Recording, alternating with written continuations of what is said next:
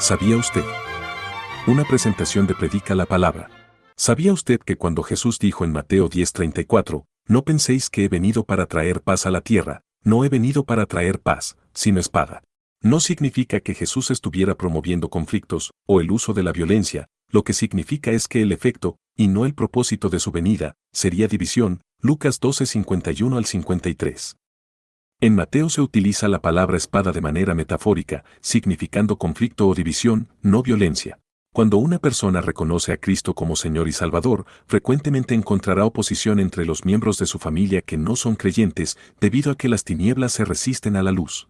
Jesús enseñó a sus seguidores a no tomar venganza al ser atacados o maltratados. Por el contrario, dijo que son bienaventurados los pacificadores, Mateo 5:9, porque ellos serán llamados hijos de Dios, dando a entender que Dios es Dios de paz, y que aquellos que buscan la paz reflejan su carácter. Dentro de una misma familia unos vendrían a la luz y otros la rechazarían y esto inevitablemente traería división. Es importante recordar que dicha división puede ser temporal y que Dios en su soberana voluntad puede utilizar la vida y ejemplo del creyente como testimonio a su familia.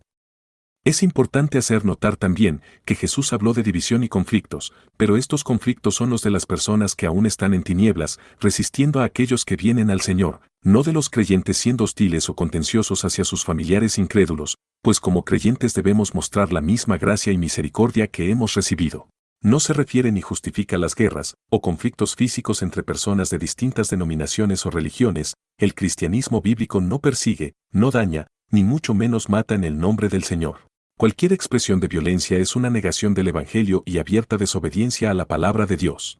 Para algunas personas este pasaje presenta un problema debido a la anunciación de los ángeles que encontramos en Lucas 2:14, gloria a Dios en las alturas y en la tierra paz, buena voluntad para con los hombres. Y esto se cumplió, el ministerio terrenal de Jesucristo trajo gloria a Dios en las alturas y paz a los hombres al reconciliarlos con Dios por medio de su sacrificio en la cruz. Pero esta paz no se refiere a la ausencia de problemas, conflictos o divisiones, sino a la paz que obtiene una persona al ser perdonados sus pecados, Romanos 5:1. De acuerdo a William MacDonald en su comentario bíblico, otra posible traducción del griego a este texto es paz a los hombres en quienes Dios se complace, y estos son aquellos que se han arrepentido de sus pecados y han reconocido a Jesús como Salvador. En la iglesia del primer siglo había conflictos y división cuando uno de los cónyuges se convertía al Señor y el otro permanecía en la incredulidad. Si el cónyuge incrédulo consentía en vivir en paz con el creyente, podían seguir juntos, y es posible que al pasar el tiempo, toda la familia viniera al Señor. Pero si el cónyuge no creyente insistía en marcharse y terminar el matrimonio, el que sí era creyente debía permitírselo, porque a paz nos llamó Dios, 1 Corintios 7, 12-16. Jesús advirtió a sus discípulos que seguirlo a él podría traer división y conflictos en casa e incluso la expulsión del círculo familiar. Como vemos en los evangelios, los líderes religiosos habían amenazado con expulsar de la sinagoga a quienes siguiesen a Jesús, y la sinagoga era el centro de la vida religiosa y social. Para un judío, ser expulsado no significaba solamente ser expulsado de la congregación, sino de su círculo familiar, social e incluso laboral, ser excluido y puesto aparte como un gentil, es decir, no judío. Para un cristiano del primer siglo, judío o griego, el seguir a Cristo involucraba no solamente división en la familia y conflictos con amigos y vecinos, sino también persecución, encarcelamiento o incluso la muerte.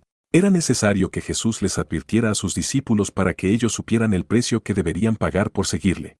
A través de los siglos, todos los creyentes han enfrentado diferentes tipos de oposición, y cualquier persona que se arrepiente y le vuelve la espalda al pecado encontrará oposición, división y luchas, porque ha dejado de seguir la corriente del mundo y ahora va en contra de esa corriente, dejando de hacer lo que agrada a los demás por agradar a Jesucristo, quien ahora es su Señor. El creyente debe buscar la paz, pero no al precio de sacrificar la verdad, no frente al pecado dejando de confrontarlo y tampoco frente al error dejando de señalarlo. En defensa de la verdad se inició la Reforma Protestante y Dios la usó para rescatar el cristianismo bíblico. La palabra de Dios nos motiva a contender ardientemente por la verdad que nos ha sido dada de una vez y para siempre, la Biblia, y a presentar defensa frente a otros de la esperanza que hay en nosotros, Judas 1:3, 1 de Pedro 3:15. Todo creyente debe saber qué es lo que cree, por qué lo cree, y ser capaz de compartirlo con otros. No podemos ser amigos y estar en paz en medio del error y el pecado. Por amor y por misericordia debemos ser capaces de presentar la verdad de Dios, para beneficio de quienes nos escuchan. También es importante que toda enseñanza sea medida con la palabra de Dios, la Biblia, para poder evaluarla, aceptarla o rechazarla dependiendo si pasa la prueba o no. Bendiciones. Esta fue una presentación de Predica la Palabra, publicada originalmente el 20 de julio de 2014.